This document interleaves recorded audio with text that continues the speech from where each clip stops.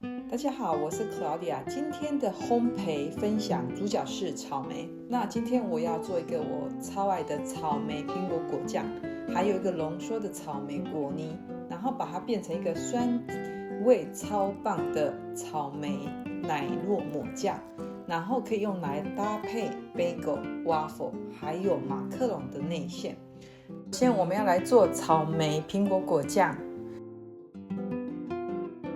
首先我会把500公克新鲜的草莓洗干净，然后建议用清水浸泡一下，这样可以去除杂质，然后去底，然后全部切成小丁。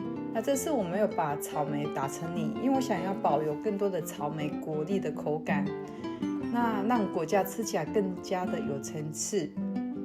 那接着我会拿一个中型的苹果，洗干净不去皮，因为果皮有自然的酸味和果胶，然后去籽切成小丁，然后我会把苹果丁放进果汁机，把它搅碎成苹果泥，这样可以让果酱的质地更加的滑顺，然后也可以让苹果的果胶更好的帮果酱凝固。那我们会放在一旁。那接下来我们要把切好的草莓丁和100公克的糖混合静置差不多半个小时以上，然后让它的糖溶解，然后渗出草莓的天然果汁。这个糖量对我刚好，可以让果酱有点甜味，但是不会盖过草莓还有苹果的酸味。静置好之后，我会加入柠檬皮，用的是1整颗的柠檬皮。那建议用细眼的器具刮向黄色的部分，那这样可以增加柠檬的香气，让果酱更加的有层次。然后我会将半颗的柠檬汁，差不多大概1到2个茶匙，然后加入草莓丁中，这样在煮开之前就可以让酸味整个融入，然后同时它可以帮果酱凝固。那我特别在煮之前加了柠檬汁，因为这样可以让酸味均匀的分布，然后它可以帮助果酱更好的凝固。那我们把苹果泥倒进草莓丁锅子，然后开中小火慢慢的煮，边煮边搅拌。那我们要让它释放它的水分，然后整个融化。那我们会煮到整个混合物减半，然后这个过程大约会需要20到30分钟。那具体时间会取决到水果的含水量。那怎么知道果酱已经好了？通常我会用冷水测试法，我会准备一个小杯子，然后里面装冷水。然后你取差不多1小匙浓稠的草莓酱放入冷水中。如果果酱在冷水中它可以保持它的形状不会散开的话，表示这个浓稠度刚好。那如果太稀的话，就需要再多煮一会儿。然后我们会再做测试，测试好之后呢，我会把果酱装进消毒过的玻璃瓶，然后放凉。那我会在它的上面会盖一层保鲜膜，然后要整个覆盖在它的表面上，它这样才不会有那个水汽。那冷藏保存那就完成了。接下来我们要来做一个草莓果泥，也就是浓缩版。这个果泥会让我们的奶酪抹酱更有浓郁的草莓酸味，然后帮我们打造我们喜欢的酸味的口味。那我用了大约差不多450公克，也就是1磅的新鲜草莓。那洗净后去底，然后如果用冷冻草莓也可以，可是记得要先解冻，然后把草莓放入果汁机，然后打成很细致的草莓泥，然后把草莓泥倒进一个锅中，用中火加热，然后煮到整个开始冒泡后就转成小火。那我们在这个期间要经常的搅拌，然后避免粘锅。那我们要煮到整个浓缩，大约减量到原本的一半。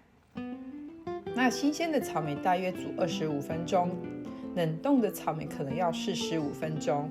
那最后我们会大约得到差不多1杯的草莓果泥。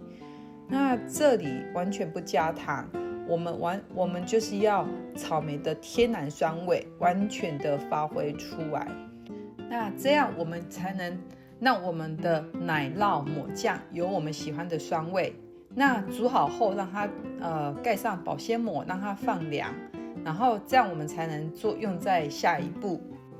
那现在我们有草莓苹果果酱和草莓果泥，那现在我们要来做一个草莓奶酪抹酱。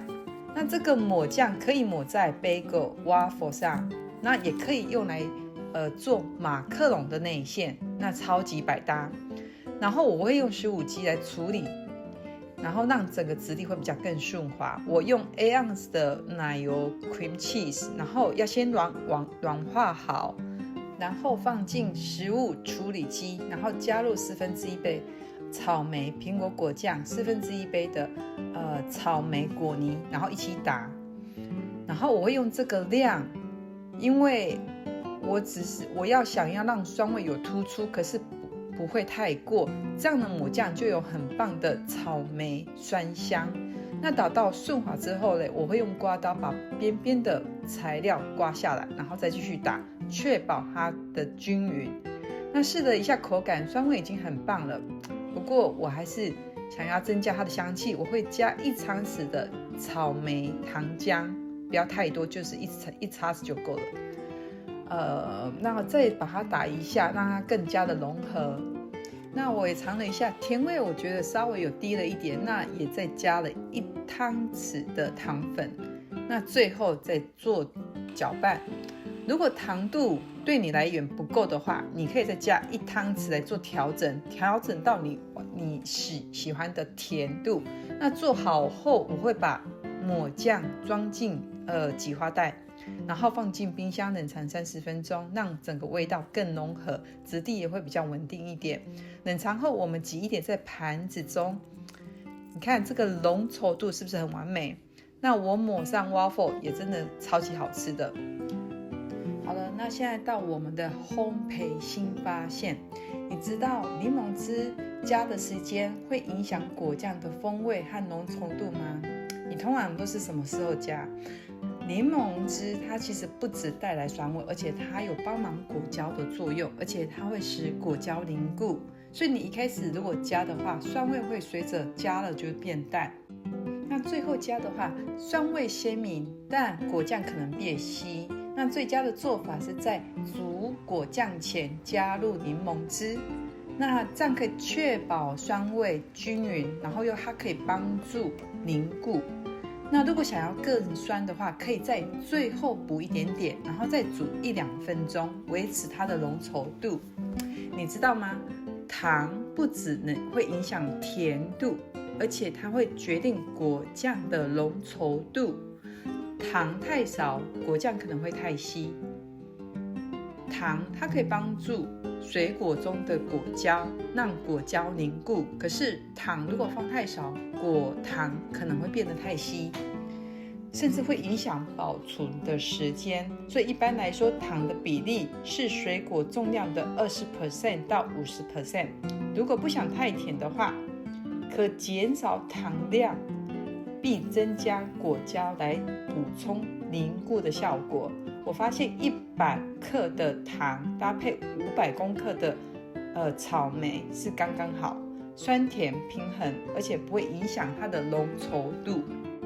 好了，那今天的烘焙新发现就到这里。那希望这些小技巧对你有一些帮助。下一次的食谱分享，我们会来做希腊优格。那然后我会搭配今天做的草莓果酱。那如果你不想错过最新的烘焙分享，记得按赞和订阅，这样你就能在第一时间收到通知。那谢谢你们的陪伴，我们下次见，拜拜。